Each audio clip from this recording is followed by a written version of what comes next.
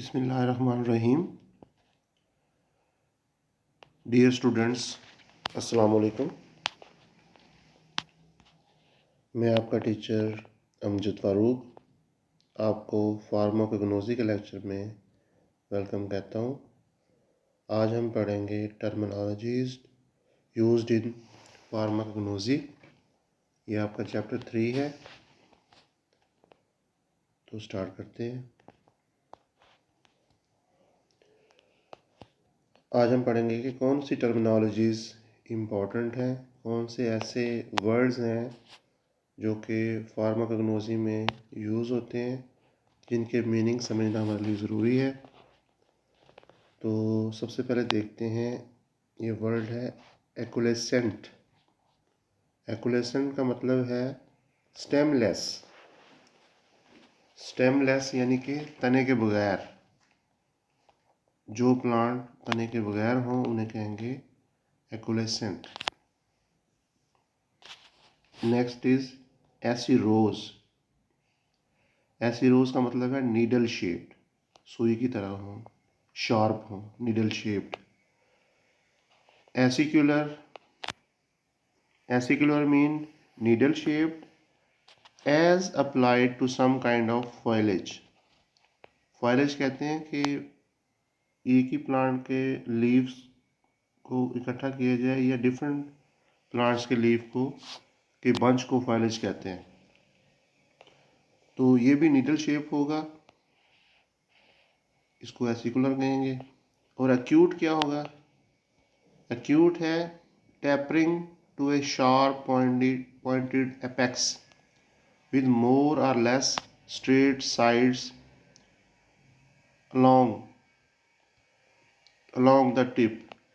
acute का मतलब है कि जो पीक से शार्प हो, टेपर्ड हो, वो स्ट्रेट हो, चोटी से स्ट्रेट हो। Angular, angular mean having sharp angles और कॉर्नर्स। ये स्टेम के लिए ये टर्म यूज़ होती है। स्टेम में देखा जाए तो स्टेम या राउंड होगा, राउंड शेप होगा, या एंगुलर होगा। एंगुलर मीन जिस तरह ट्राई एंगल है, किनारों वाली, कॉर्नर्स वाली। तो ये एंगुलर कॉर्नर्स वाले स्टेम के लिए यूज़ हुआ है, तो इसका मुतबादल है राउंड स्टेम। तो एंगुलर कैसा होगा? हैविंग शार्प एंगल्स और corners, generally used in reference to the such as stems to contrast with the rounded stem। ऐसे स्ट्रक्चर से इसको कंपेयर करेंगे जो कि राउंड हो। अगर राउंड ना हो तो उसे कहेंगे angular. Axis mean the main stem. Stem क्योंकि सेंट्रल एक पार्ट है प्लांट का, जिसके इर्द गिर्द सारी शाखें, पत्ते उसके इर्द गिर्द हैं दोनों साइड पे, तो ये एक सेंट्रल पॉइंट बनता है, इसलिए इसको एक्सिस कहते हैं। So axis is the main stem. Basal, at or near the base, often describing leaves and where they attach। Base से निकला है बेजल, तो जहाँ पे लीव अटैच होते हैं जिस पॉइंट पे, उसे कहते हैं बेजल पार्ट। बेसिफाइड, बेसिफिक्स्ड। बेसिफिक्स क्या है कि attached by the base, base से अटैच हो। इसके जो अपोजिट वर्ड है वो डॉर्सिफिक्स्ड है, जो कि बैक साइड से अटैच हो, या वर्सटाइल, सेंट्रली अटैच हो, जिस तरह के एंथर की अटैचमेंट होती है। कैपिलरी, कैपिलरी का मतलब है very cylinder and hair like, बहुत बारीक जो नाली हो। हमारी जो सबसे बारीक आर्टरी से भी सबसे जो बारीक आर्टरी है वो कैपिलरी है। हमारी ब्लड, अगर ब्लड सर्कुलेशन को देखें तो हमारे बॉडी में कैपिलरीज का जाल बिछा हुआ है, जो कि हर सेल तक ऑक्सीजन, वाटर एंड न्यूट्रिशन पहुंचाती है। तो सबसे जो बारीक हमारी आर्टरी है, बारीक नाली जो हेयर लाइक है, बहुत बारीक है, उसे कहते हैं capillary. Deltoid, broadly triangular in shape. ये ट्राइंगल की तरह की शेप की है। डेंस मीन जैसे घना, कंजेस्टेड।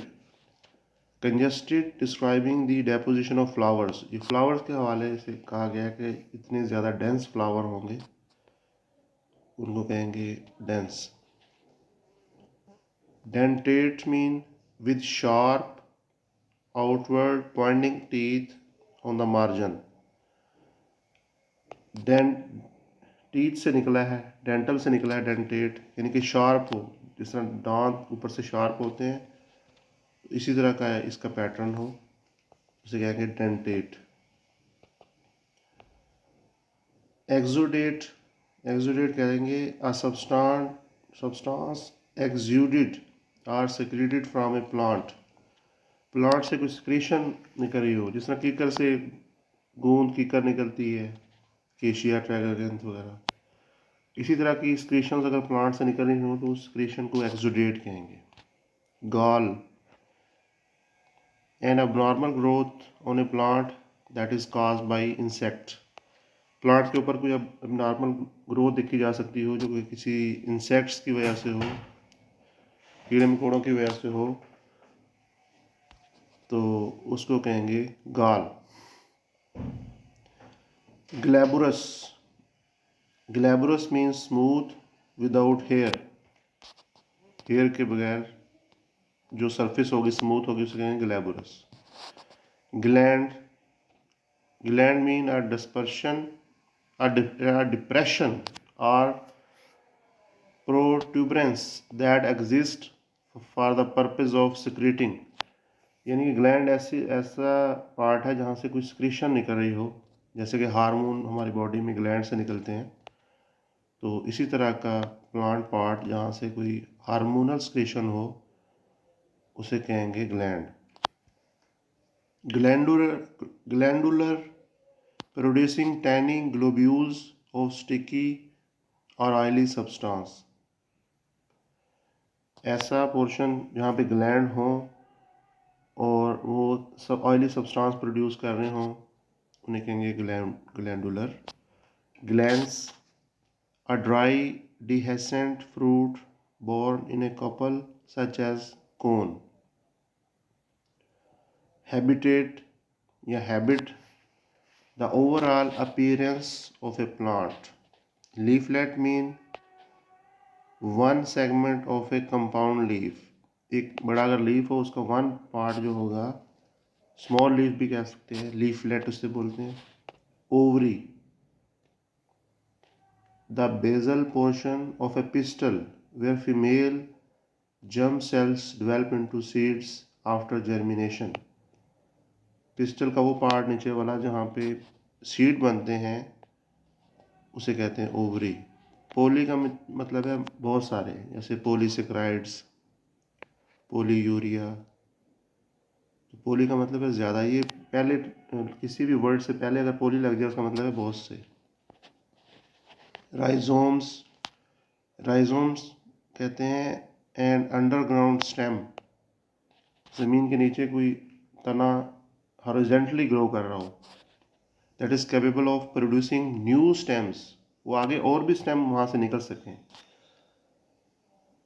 फ्रॉम इट्स नोड्स, तो उसको कहेंगे राइजोम्स। ग्लाइसराइजा भी राइजोम की एग्जांपल है। Vaginate, provided with or surrounded by a sheath, इसको कहेंगे वेजिनेट। जाइलम, जहाँ से वाटर की ट्रांसपोर्ट होती है, the water conducting tissue of vascular plants कहते हैं जाइलम, जो कि अपनी ज़मीन से पानी प्लांट को देते हैं। Leaves, flattened structure of a higher plant, typically green and blade-like, that are attached to a stem are called leaves। पत्तों के बारे में बताया गया कि ये ग्रीन होंगे, फ्लैटेंड होंगे, ब्लेड लाइक होंगे। Stems, stems do many things, supports the upper part of the plants, they act like the plant's plumbing system, conducting water and nutrients from the roots and food in the form of glucose from the leaf to other plant parts. तो stem का काम है कि ये nutrition को, water को पूरे plant तक पहुंचाएं ज़मीन से. All plants have stems. Stems grow up into the air and towards the light. ये ज़मीन से स्ट्रेट ऊपर की तरफ, लाइट की तरफ ये ग्रो करते हैं, सूरज की रोशनी की तरफ straight. The leaves and flowers are on the stem. जो लीव और फ्लावर होते हैं वो स्टेम के ऊपर होते हैं. फ्लावर्स क्या हैं जी? A flower is the reproductive structure found in the plant.